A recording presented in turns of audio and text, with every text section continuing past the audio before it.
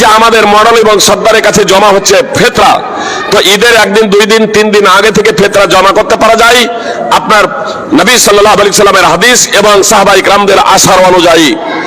ঈদের 2 থেকে 3 দিন আগে, সর্বোচ্চ 3 দিন আগে থেকে ফেতরা আপনার জমা করতে পারেন। এবার বিতরণ কবে, বিতরণ কখন?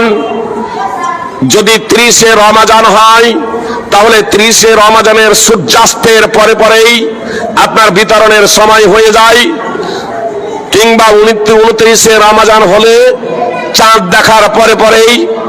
30 রমজান হলে চাঁদ দেখার প্রশ্নই নেই, সূর্যাস্ত যাওয়ার পরেই আপনি মাগরিবের নামাজ পড়বেন, ইফতার করবেন, মাগরিবের নামাজ পড়বেন, তারপরে আপনি ফিতরা বিতরণ শুরু করে দেবেন।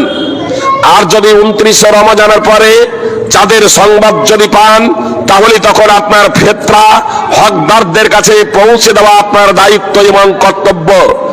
যারা মডেল এবং সর্দার আছেন, কথা খুব মনোযোগ দিয়ে শুনুন।